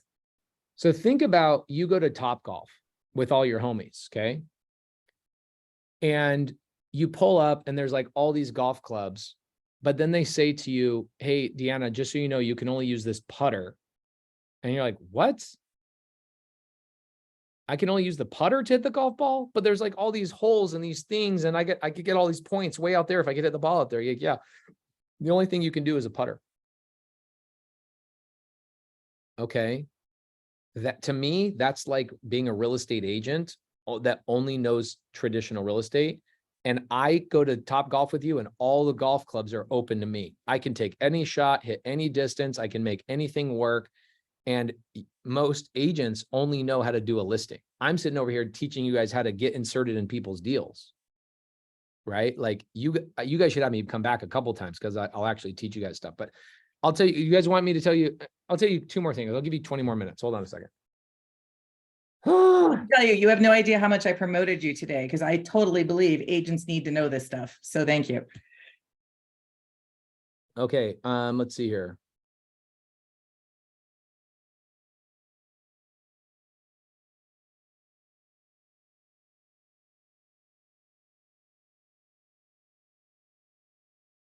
Hey, clear out the studio for and put the white tabletop in there. Take the seats out, take the table out, put the white thing in there, and we'll film when I get there. I'll be there in 30 minutes. See ya.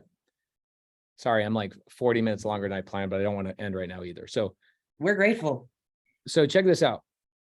I'll show you two more things before I leave. So let's go to, I just bought a pretty cool asset. Closed on it on Monday of this last week, and I couldn't be more ecstatic about it. Let's see here. Okay, so you guys can see this, I think. So this apartment complex right here, I just closed on this $20 million asset. See all these awesome apartments? I closed on this on seller finance. So people are like, okay, well, single families are cool, RV parks are cool, mobile home parks are cool, all that kind of stuff. But guys, I'm buying big multifamily, $20 million on seller finance. I'm using none of my own money to do those deals. I've got over here in, there's a deal in Yuma I just closed on. I've got 85 doors in Yuma on seller finance, 0% seller finance, by the way, on that deal. Okay.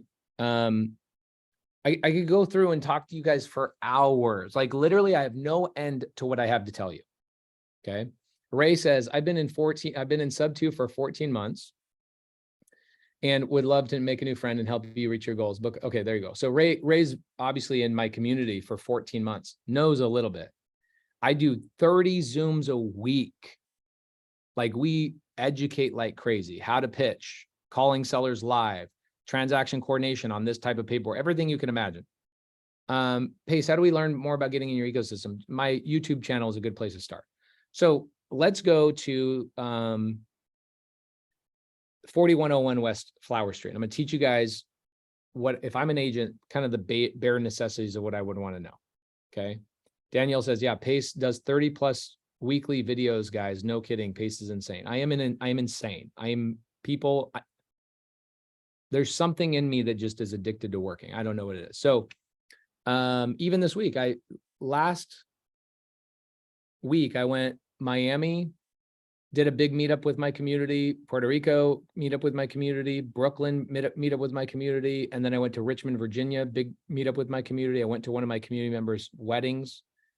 And then this week I'm going, if you guys look at my Instagram stories, you'll see. If you guys ever want to meet me in person, I go do these things. Let's see, I'm going to Columbus, Ohio, State Park, Philadelphia, Detroit, and then I'm asking my community to pick my last city, and they'll just pick a city, and then I'll go to that. So if you guys ever want to come meet my community members in person, we do these free meetups all over the country. Go to whereispace.com. It's literally a Google sheet. Here, I'll show it to you. It's funny. This is how ghetto I am. I'm like, I want people to know where I'm going. So I'm just like, I'll just put it on a Google sheet. So I'm going to be in Columbus, Philly, Detroit, Utah, Tampa, Coeur d'Alene. My team spelled that wrong, but that's okay. And then I'm going to stop traveling here pretty soon because I've got a baby coming in a couple months. But let's go to this house. This is a good story, and then I'll shut up and I'll bounce. Okay, so this property right here, cute little thing. Why is this sales price so specific, Deanna? Why is it so specific? Do you guys ever do purchase contracts that say 302-124? Yes, but I don't know the answer to this specific question. Okay, the reason it is that is because that's exactly how much the loan balance was on that property. It was remaining 302-124. So that means I just took over the payments at par. So my purchase contract on these houses is literally, I go to the seller and I'll say, hey, I'll just take over your payments. And they go, okay, great. And so when I fill out the contract with them, the purchase price actually says to be determined until the title company can do a loan payoff request with the lender. Lender sends the payoff 302-124 as day of close of escrow, and we do an amendment or an addendum to the contract 302-124. Where did this deal come from? This is a very specific thing. This is where I get a lot of deals. I call on sellers who have purchased in the last 36 months. And this has always been a thing, not just from COVID, just always the last 36 months. They bought with an FHA or a VA loan. Why? Because they have low equity or no equity. And I then find those properties and compare them to properties that are on the market. there's usually about 100 to 200 properties at any given point that are on the market over 100 days, purchased in the last 36 months, FHA or VA loan. Okay. Now, why am I going on market? I'm going on market because I actually am trying to recruit real estate agents to work with me. Okay. How do you get around releasing VA buyers eligibility? That's called VA entitlements, and that's another training for another day, but that is 100% possible. So the seller has had this house on the market for 100 days. So I called the agent and I say, hey, agent, my name is Pace. I'm an investor. Wondering if your seller would be open, if I got your commissions paid, if your seller would be open to letting me take over payments. Agent who's not educated, what do they say? They'll usually say that's illegal, but this agent knew it wasn't illegal. The agent just said, no, my seller doesn't want that. They just want to get out of the house. I'm like, how are they not out of the house? I'm taking over the payments. The deed comes in my name. There's no responsibility, legal or otherwise. But I try not to argue with agents because you guys have all tried to argue with agents. You know what happens, right? So I go, okay, no problem. So what do? I wait and my team calls 20 days later. So now we're on 120 days. Do it again, 140 days, 160 days. And I call again on 180 days, the day that we know that their listing expires, giving them one final chance. This house, 4101 West Flower Street, is one of 1,000 stories I could tell you that has happened like this. So on day 180, the agent says, no, seller's not interested. I've already told you. Or sometimes by this time, the agent just stops answering my phone call because they know what I'm calling about. And they don't want to pitch subject to the seller because they don't know how to.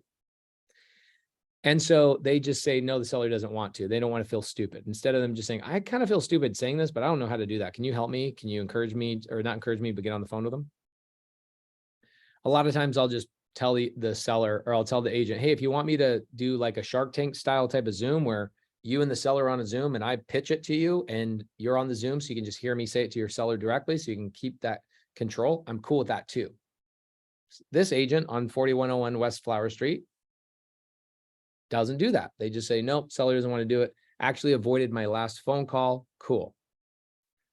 Day 181, call the seller. Hey, seller. Saw that your house went expired. Wondering if you were open to letting me take over the payments on your house. The seller says, this is like 90% of the time, by the way, the seller says, you would do that? Most people that don't understand creative finance are like, why would a seller do that? I understand it so well that I know the seller is going to say, wow, you would do that? The seller, paint the picture, understand your customer. I understand the customer better than the agents understand their own customer. This guy bought the house with a VA loan. I already know he doesn't have equity. The agent didn't even understand that when they took the listing. Why would you take a listing that was purchased 18 months ago with a VA loan and not tell your client he's going to have to write a check for $20,000 or $30,000 to get rid of that?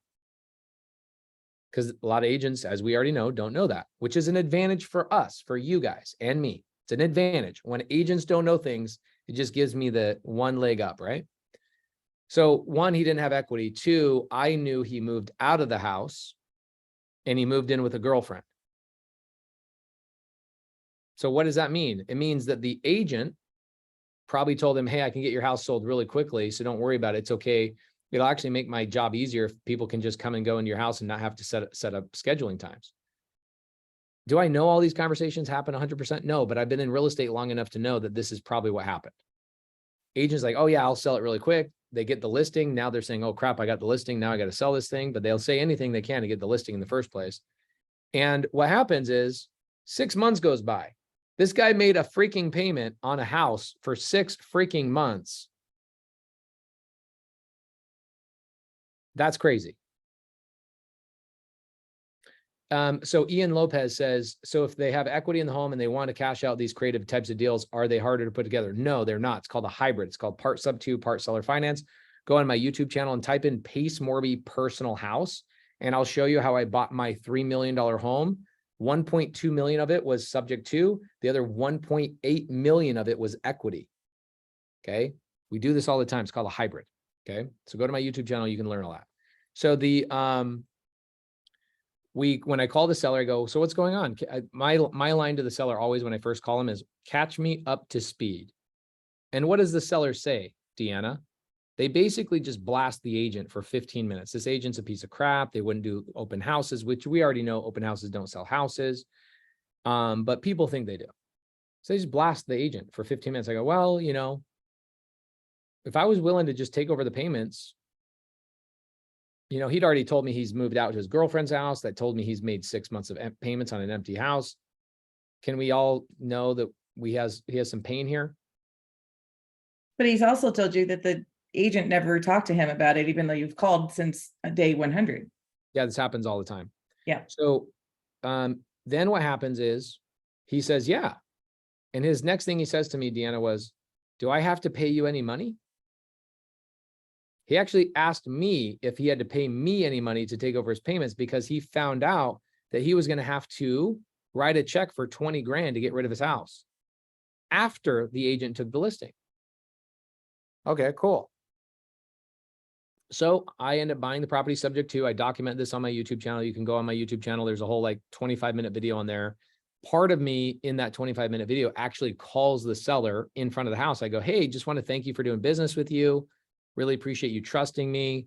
Is there anything you wish had gone differently in this transaction so I could tell my team how to improve? He goes, yeah, I wish that agent knew how to do subject to because they would have saved me 6 months of payments. Interesting. Okay. So here's what I do, Deanna, because I love working with real estate agents so much. I close the transaction. I get it recorded at the county recorders. I get the settlement statement. I do all that thing. And I send a check for $1,000 to the agent and an email to his, an email with the settlement statement, the HUD, and the recorded documents of the county recorders. And I said, I just want to let you know, I ended up buying the property subject to. I'm giving you $1,000 because I want to gain your loyalty. I want to do more deals with you in the future. So what happens is that agent then calls me. Oh my gosh. Wow, wow, wow. Now, do all agents do this? No, but it always pays off. It's always better than it's not. So what happens is that agent, I bought that property, I think 4 months ago. That agent and I have done now 5 subject to deals together since I sent them that $1,000 check. Amen.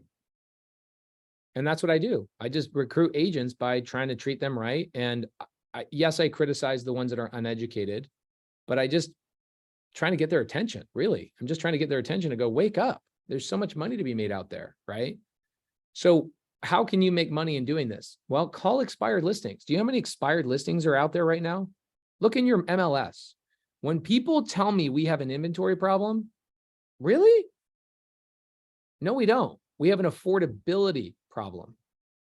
We don't have an inventory problem because if we had an inventory problem, there would be not thousands of houses on the market right now. There are thousands of houses on the market, thousands.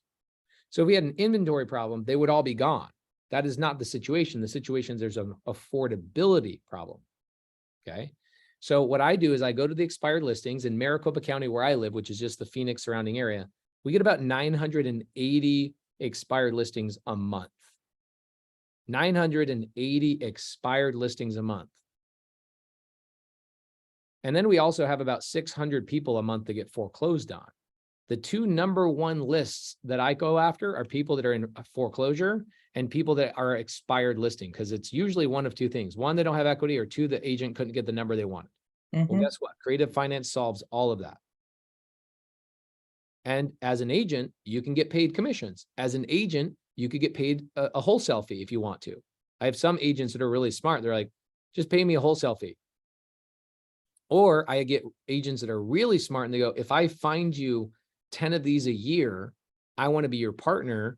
You Pace, go raise the money, you run the assets, but I want 10% or 15% of ownership above my commissions. Do you think my answer is no? Christian says, just found out last weekend that I could do this as an agent. So what happens is a lot of people will just call expired listings because like your broker will go, hey, you guys want to go get listings? Well, let's go call the expired list. What? You're going to call an expired listing who just fired another agent and your sales pitch is I'm a better agent? No, I don't think so. It's the dumbest strategy I've ever heard, ever. It's dumb. Now, does it work? Yes. But what would be better is if you actually came to the table with a different option and go, I'm different than that knucklehead agent because I have all the golf clubs at my disposal. That idiot only plays with a putter. Yes. So there you go. I'm literally an hour late and I'm going to get yelled at. So We are beyond lucky. Thank you so much. hey, I love doing this. And you know, you guys had, you know, a team of people that asked me to come in here, and she was like, you wouldn't want to come in here, would you? And I was like, Dorley, I would 100% come in here. I'd be happy to do it. Thank you so much for asking me. I appreciate it. Dorley's our hero today. Yeah. Oh So yeah, thank you. anytime you guys want me to come back, actually, here's what I would challenge you. I have like 6 of my students in here. They're gangsters. I would have them pick 1 or 2 topics, like how to overcome the DTI, where to find the expired listings, the pitch on how to call expired listings. Have them do some stuff, have them provide some value to you, do some deals with them. And then when you guys get stuck on a topic, have me come back. I'll come back in 4 or 5 months after my baby's born, and I'll give you guys another layer. Like, Well, you know how you said we're the 1%ers in the chat. They've already been on it trying to organize that. So there you go. I love it. Yeah. There you go. Action takers. Okay, guys, I got to bounce. I'm so sorry. I got people yelling at me like, where are you? You were supposed to leave, all that kind of stuff. So Thank you, Pace. Thank of you. course. We appreciate you, bro. I saw your schedule. You're not in Whitefish this week, but we're literally in Whitefish for 3 days this week with the crew. So unfortunately, you're not there, but I love Whitefish, man. People don't know. It's Yeah, Whitefish is so dope. It's like San Diego of the mountains, you know. I'm going to be you won't be there, but I'll be back up in Whitefish when I close escrow on that RV park on October 2nd. So, but I'm up there all the time. So next summer, I'll be there for like 4 months straight. So I'm sure we'll hang out up there sometime.